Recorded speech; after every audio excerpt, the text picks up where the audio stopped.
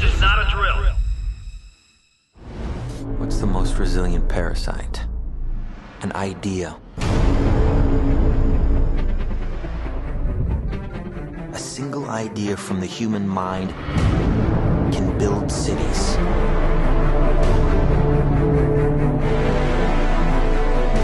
An idea can transform the world and rewrite all the rules.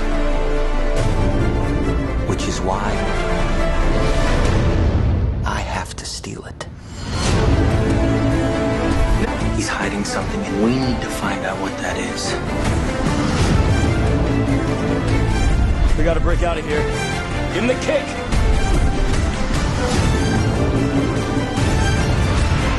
This was not a part of the plan! Wake me up! Wake me up!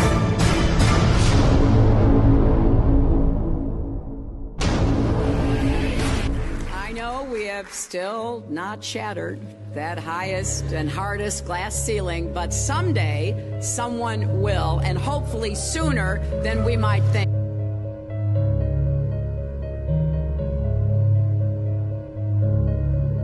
As the galaxies go whizzing by over the glass domed ceiling. Now tell me that doesn't work for you. If it's true, does it change how I live my life? This is something that is not an easy answer because of the magnitude of what we're talking about here. How it will change your life, first of all, when you understand it, is dramatic, to say the least. Will it change you from having to go to your job every day and the things that you typically do every day? No. But when this knowledge becomes more mainstream and these agencies are starting to be held accountable, and you understand that they're all participating in this, not just the United States government, not just NASA, but China, Russia, India, all of them have space programs. They all have the same symbolism. They're all doing the exact same thing to their citizenry. And the first thing you have to understand about this is that the deception goes all the way to the top. And when I say all the way to the top, you have to kind of get rid of the notion that the people at the very highest levels are working together.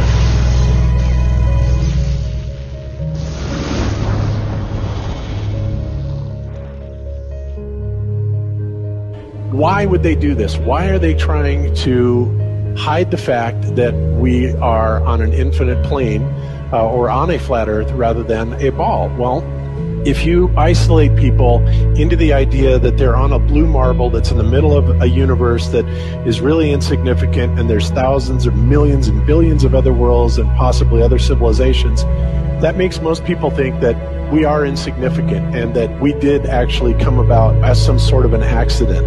Now, when people believe that, their minds are much more malleable into being given the idea that there is no God, there is no creator. And because of that, that also gives the controllers this fertile soil to build other deceptions on.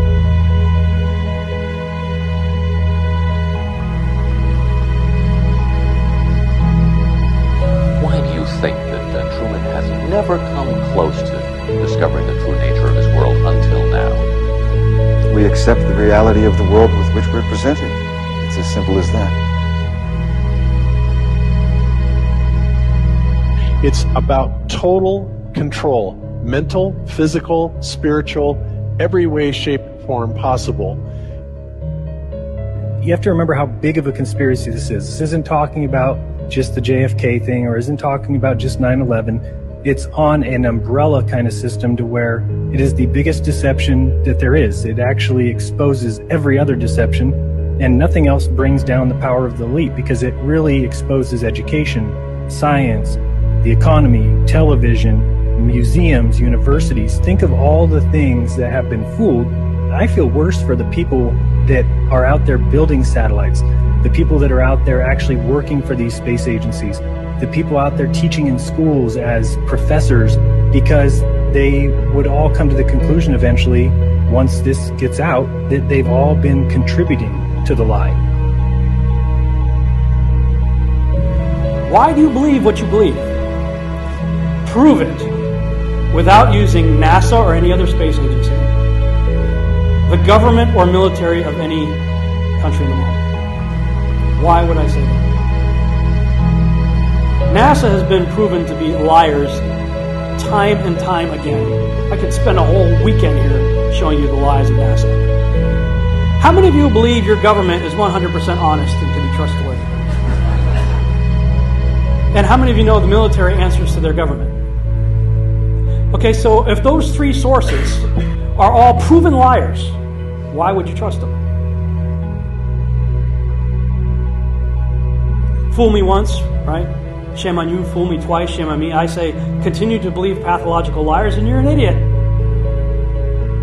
But that's what we've all done. And so, I look at these stuff, we've all seen the textbooks, we've all seen the videos and movies and all these things, and there's so much of it. Do you know what the budget NASA has? You know how much they get? How much money they get? Have you seen the movie Gravity? Okay. That's made for about $100 million, give or take. And if you saw the movie Gravity, that was pretty impressive. I saw it on IMAX, big screen, like, wow. I mean, I felt like I was with Sandra Bullock flying around in space, freaking out myself. Okay, this is what they're able to do with $100 million. What are you able to do with tens of billions of dollars a year since the 60s?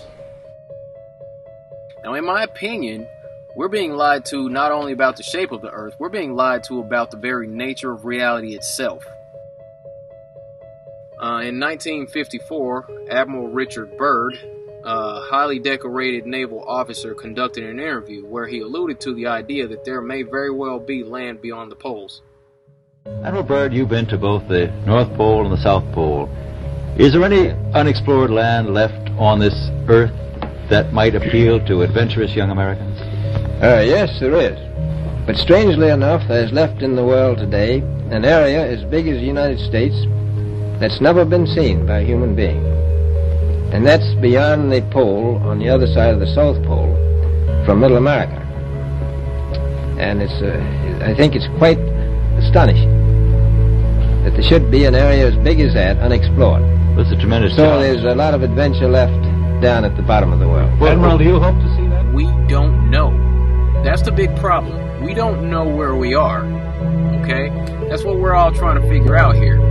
But there is the Antarctic Treaty where, 53 or so nations have signed saying that no one's going to lay claim to Antarctica and that there are massive restrictions for travel there. You can't just get up and go to Antarctica on your own. You have to have a tour guide with you. There are only certain entry points and there are limits on where you can go search. Personally, I think the unconquered South face is the only one worth scaling. It's a 20,000-foot sheer wall of ice, but that's never stopped me before.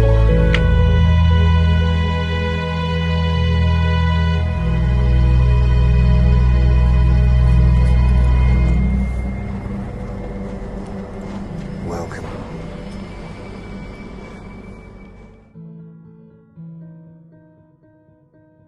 No, I just want to stand on top of the wall and piss off the edge of the world.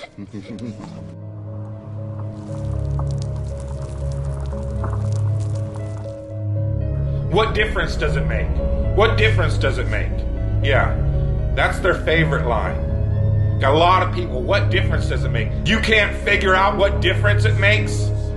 If you can't figure out what difference it makes that the people running your world are lying to you over and over your whole life, if you can't figure out that someone lying to you is trying to control you, suppressing of information, of knowledge is control.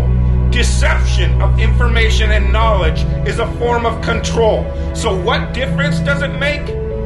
It makes a big difference, because once they start omitting information or lying about information about where you live, they're doing it to control you. Period. Why am I having to explain this to critical thinkers in the truth movement? The way you control billions of people is to keep them divided and fighting each other. Flat Earth is not a psyop. Flat Earth destroys the psyop. Every psyop that's been used to control us. For as long as they've known about it. So this system has been in power and control for hundreds of years, ever since they convinced the rest of the world that they didn't know where they live. It created this fantastical scenario to make people feel insignificant and to follow those that appear to know better. Why is the flat earth so important? Because it shows the deception. And if everybody would just come together and demand answers, they would be in checkmate. They would not know what to do. Train up a child in the way that he should go, and when he is old, he will not depart from it. I believe that's why we have so many who are indoctrinated to still believe and fight so hard for the heliocentric model. The reason being is because we've been taught the globe model since before we had the ability to think for ourselves. Think about that.